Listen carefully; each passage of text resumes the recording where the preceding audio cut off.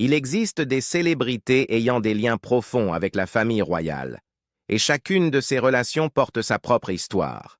Certaines ont été des alliés proches, tandis que d'autres ont connu des tensions et des controverses.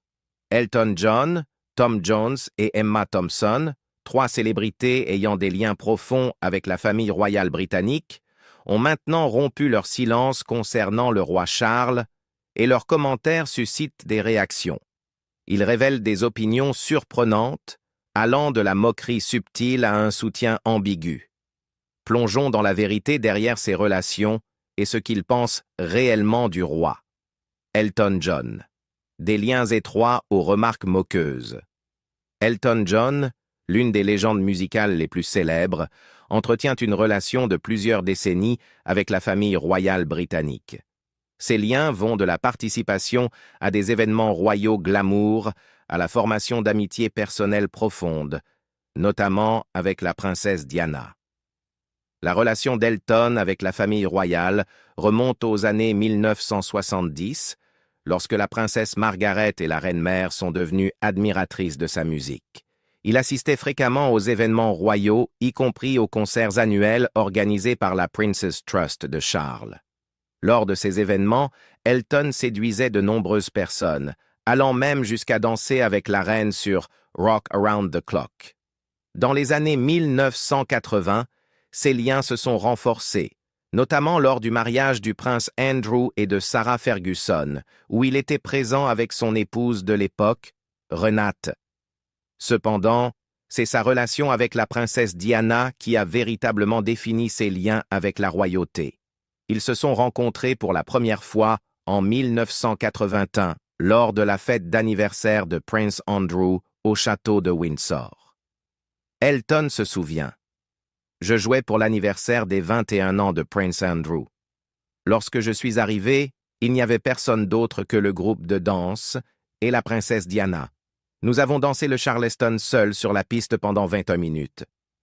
La chaleur et le charisme de Diana ont laissé une impression durable, créant une amitié qui a traversé les hauts et les bas au fil des années. Malgré leurs liens forts, Elton et Diana ont connu une rupture au milieu des années 1990. La tension est née après la publication du livre Rock and Royalty, un ouvrage de table de salon réalisé par Gianni Versace et Elton, qui présentait des images de Diana et de ses fils aux côtés de mannequins masculins semi-nus. Diana craignait que cela ne bouleverse la reine et s'est éloignée d'Elton. Ce gel a pris fin tragiquement pendant l'été 1997. Après le meurtre de Versace, Diana s'est réconciliée avec Elton, lui disant « Nous avons eu nos différends, mais je veux que nous soyons à nouveau amis. » Leurs retrouvailles ont eu lieu juste quelques semaines avant la mort prématurée de Diana. Elton a interprété une version réécrite de Candle in the Wind lors de ses funérailles, la qualifiant de « l'une des choses les plus surréalistes que j'ai jamais faites ». L'hommage, rebaptisé « Goodbye England's Rose », est devenu un hymne mondial de deuil et a permis de récolter des fonds pour la Princess Diana Trust.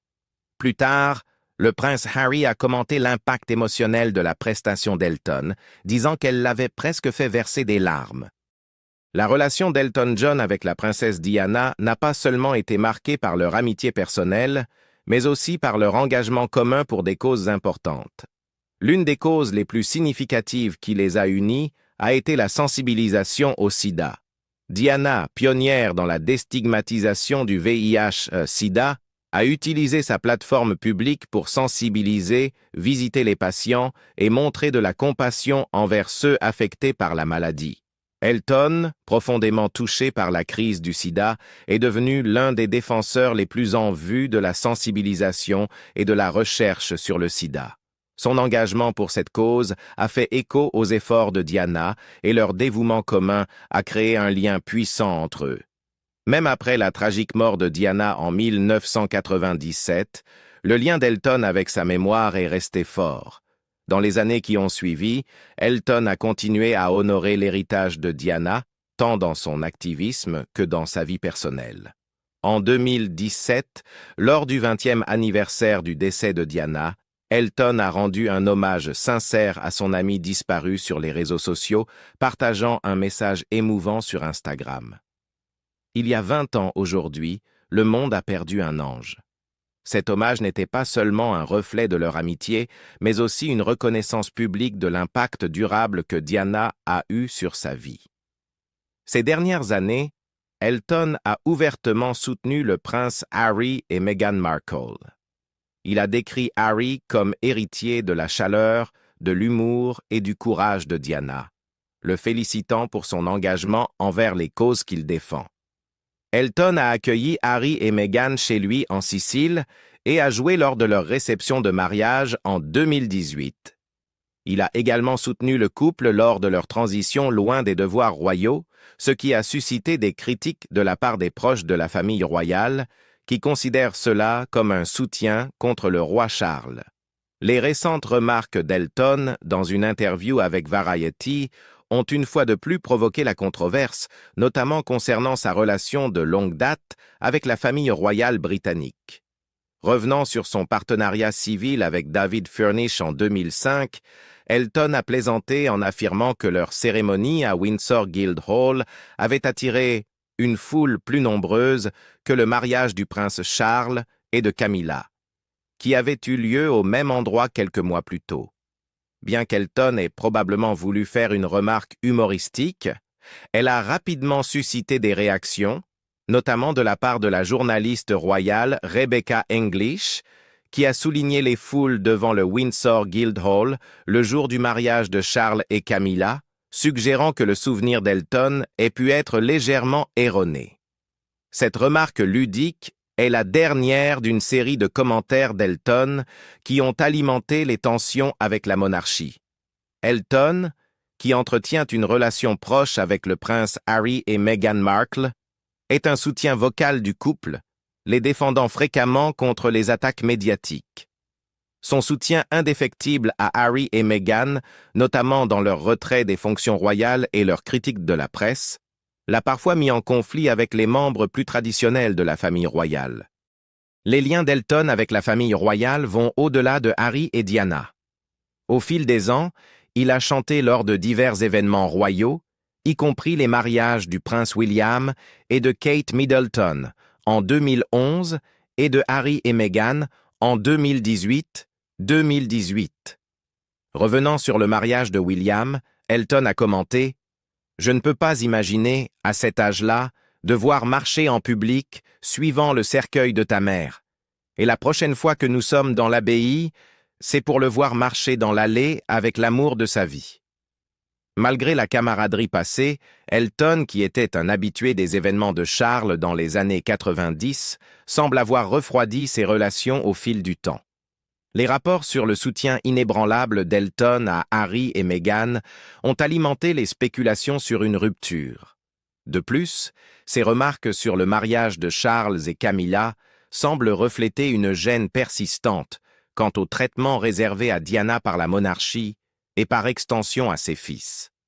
Bien que son soutien à Harry et Meghan ait compliqué sa position vis-à-vis des autres membres de la famille royale, Elton reste fidèle aux causes et aux individus qu'il chérit le plus.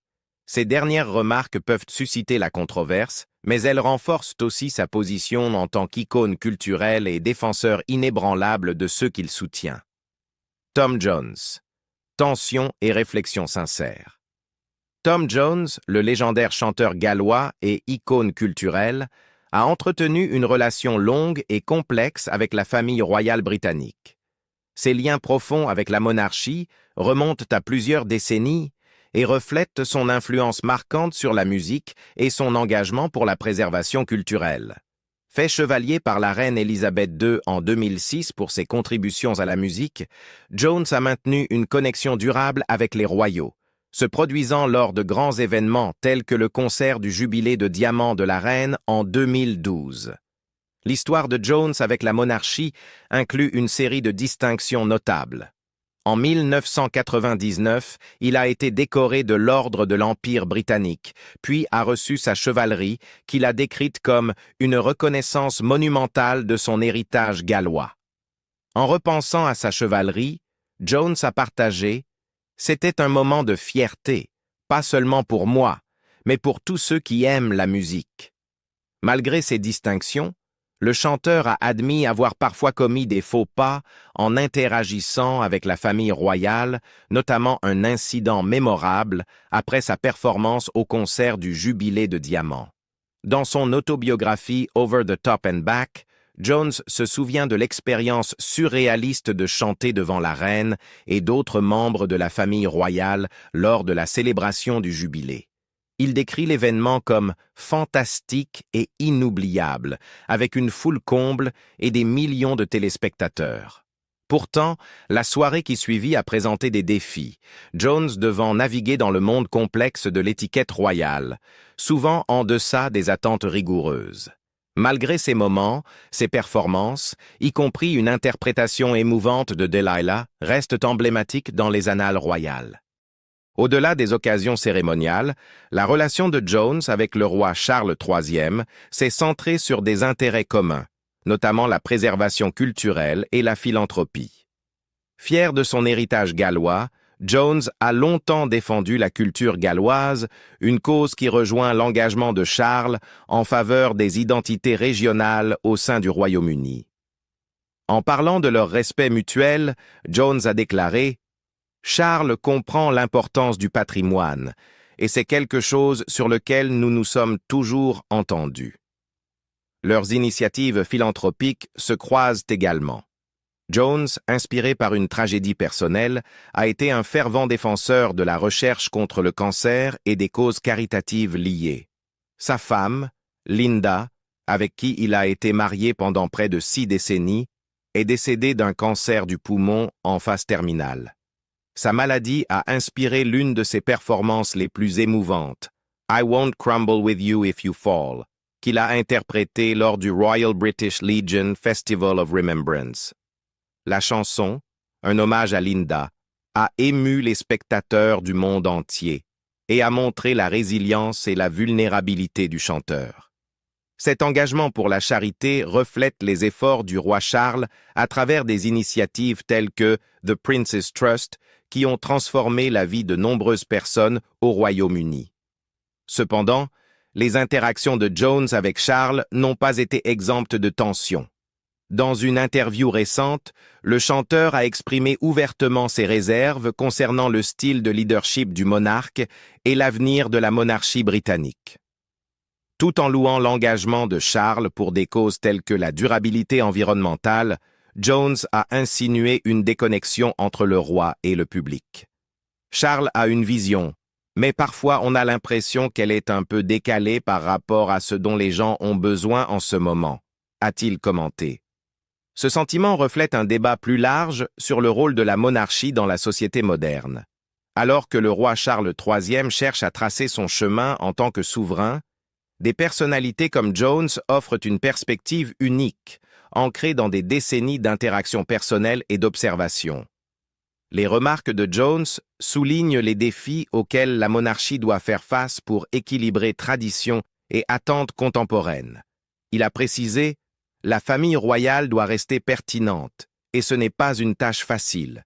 Les gens attendent beaucoup plus de transparence et de connexion maintenant. » Les réflexions de Jones sur ses rencontres avec le défunt prince Philippe ajoutent une autre couche à ses anecdotes royales. Lors d'une rencontre en 1969, le prince Philippe aurait commenté la chemise ouverte du chanteur lors d'une performance, créant un moment de tension légère. Des décennies plus tard, la chanson Delilah de Jones a été incluse dans la liste de lecture officielle de la célébration du couronnement du roi Charles III, marquant une réconciliation symbolique entre le chanteur et la famille royale. Malgré ses complexités, Jones reste un fervent supporter de la monarchie, bien qu'avec un regard pragmatique. Ses performances, lors d'événements commémoratifs nationaux, tels que le 80e anniversaire du débarquement en Normandie, soulignent son profond respect pour l'histoire et les valeurs de la Grande-Bretagne. Debout devant un mur portant les noms des soldats tombés, Jones a livré une interprétation émouvante de « I won't crumble with you if you fall », recevant les éloges des vétérans et des spectateurs.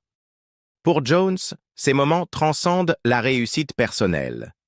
Il s'agit d'honorer les personnes qui ont donné tant pour ce pays, a-t-il expliqué. Sa capacité à se connecter avec le public, que ce soit à travers la musique ou des valeurs partagées, consolide son statut de trésor national. Alors que le roi Charles III poursuit son règne, des figures comme Sir Tom Jones offrent à la fois soutien et critiques constructives. Les remarques franches de Jones rappellent que même les icônes de la musique et de la culture peuvent tenir la monarchie pour responsable, veillant à ce qu'elle reste pertinente dans un monde en constante évolution. Emma Thompson, un mélange dynamique de tradition et d'activisme. La monarchie britannique a longtemps été un symbole de tradition, unissant les gens à travers les célébrations, soutenant des causes et inspirant des générations. Parmi ses admirateurs figure Emma Thompson, l'une des actrices les plus célèbres du Royaume-Uni, reconnue pour son talent remarquable et son esprit incisif. La relation unique de Thompson avec la royauté, en particulier avec le roi Charles, est un mélange d'admiration et de son irrévérence caractéristique. En 2018, Emma Thompson a été nommée Dame commandeur de l'Ordre de l'Empire britannique par le prince William au palais de Buckingham. Cette distinction a salué ses contributions exceptionnelles au théâtre et à la charité. Lors de la cérémonie, la personnalité de Thompson a brillé lorsqu'elle a demandé avec humour un baiser sur la joue du prince William. Son choix de porter un costume sur mesure et des baskets au lieu des tenues formelles habituelles a souligné son mélange de respect pour la tradition et son esprit anticonformiste incontestable. Cette combinaison de charme et d'audace reflète également son activisme. Thompson défend depuis longtemps des causes progressistes, notamment la lutte contre le changement climatique et la promotion des droits de l'homme. Son engagement de terrain, y compris les manifestations avec Extinction Rebellion, fait écho à l'engagement de longue date du roi Charles en faveur de la durabilité. Malgré des approches différentes, la diplomatie de Charles contre l'activisme direct de Thompson, leur dévouement commun souligne une convergence intrigante des idéaux. Thompson ne s'est jamais positionné comme une antagoniste de la monarchie. Au contraire, elle reconnaît son potentiel à amplifier des problématiques cruciales, tout en abordant avec humour ses limites. En parlant d'inégalité, elle souligne souvent l'importance d'un changement systémique, critiquant en douceur le rôle de la monarchie dans une société moderne qui lutte pour l'égalité. Sa perspective nuancée reflète sa capacité à admirer la tradition tout en poussant pour le progrès. La relation de Thompson avec le roi Charles incarne bien ces dynamiques. Tous deux sont profondément investis dans la formation de la prochaine génération. Charles à travers The Prince's Trust et Thompson en mentorant de jeunes artistes et en encourageant l'activisme chez les jeunes. Leur focalisation commune sur la culture et la durabilité environnementale montre comment des figures de monde très différents peuvent s'unir autour d'objectifs communs. Leurs échanges ont également donné lieu à des moments légers. La couverture de Time Magazine sur la vie de Charles raconte avec humour que Thompson a un jour déclaré que danser avec Charles était mieux que le sexe. Bien que ce soit probablement une remarque en plaisantant, cela souligne sa capacité à humaniser une figure royale, souvent perçue comme distante. Leur dynamique témoigne d'une vérité plus large. Même dans les contraintes de la monarchie, les relations personnelles peuvent favoriser un sentiment de proximité. Au-delà de son lien avec le roi Charles, les engagements royaux de Thompson s'étendent à des événements marquants comme son couronnement. Aux côtés de figures notables telles que Stephen Fry et Joanna Lumley, elle a assisté à la cérémonie historique de Westminster Abbey, ce qui témoigne de sa relation durable avec la monarchie. Ces interactions soulignent sa capacité à naviguer dans un monde empreint de traditions tout en restant fidèle à son individualité. La relation de Charles avec des figures publiques, comme Thompson, fait partie d'un récit plus large sur sa transition de prince oublié à monarque cherchant à rester pertinent. Comme l'a noté Time Magazine, Charles a souvent lutté contre la perception publique, étant vu comme distant ou trop privilégié. Cependant, ceux qui lui sont proches, dont Thompson, témoigne de sa véritable passion pour la philanthropie et de son désir de faire une différence. Charles lui-même a reconnu le poids de son rôle. Lors d'une interview avec la journaliste Selina Scott au début des années 1990, il a admis se sentir piégé par la vie tracée pour lui. Cette vulnérabilité, partagée lors de promenades sur des plages agitées des Hébrides, a révélé un aspect de Charles rarement vu du public. Scott, qui l'a décrit comme un homme hanté, accablé par les attentes, a évoqué son désir de liberté vis-à-vis de ses devoirs royaux, un sentiment partagé lors de ses interactions avec d'autres amis proches. Thompson, elle aussi, a été franche sur les défis personnels rencontrés par les membres de la royauté. Ces anecdotes à propos de Charles parviennent souvent à équilibrer humour et perspicacité. Par exemple, elle a organisé l'une de ses fêtes d'anniversaire surprise avec Stephen Fry et Rowan Atkinson. Leur collaboration lors de l'événement a mis en évidence la camaraderie et le respect mutuel partagé entre eux. Le patronage de Charles pour des initiatives comme The Prince's Trust démontre davantage son engagement à autonomiser les individus. Créée pour aider les jeunes à construire des carrières, cette organisation reflète sa conviction de promouvoir l'estime de soi et les opportunités. Comme Charles l'a un jour noté, « Il y a beaucoup d'autres qui ne savent vraiment pas ce qu'ils veulent faire et qui ne sont pas forcément académiques et qui souffrent d'une faible estime d'eux-mêmes. » La connexion d'Emma Thompson avec ses efforts illustre sa capacité à combler le fossé entre tradition et activisme.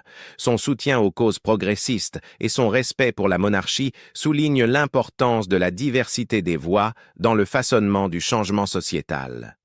Bien qu'elle apprécie la plateforme offerte par les engagements royaux, elle reste une ardente défenseur de l'égalité systémique. À mesure que la monarchie évolue sous le règne du roi Charles, des figures comme Emma Thompson jouent un rôle crucial dans l'encouragement du dialogue sur sa place dans la société moderne. Que ce soit à travers des objectifs environnementaux communs ou des plaisanteries légères, leur dynamique nous rappelle que tradition et progrès peuvent coexister. Les commentaires d'Elton John, Tom Jones et Emma Thompson à propos du roi Charles ont suscité curiosité et débat, et les implications pour la monarchie sont indéniables. Qu'en pensez-vous? Sont-ils justifiés ou vont-ils trop loin? Faites-le nous savoir dans les commentaires ci-dessous. N'oubliez pas de liker, partager et vous abonner pour plus d'informations sur les derniers drames royaux.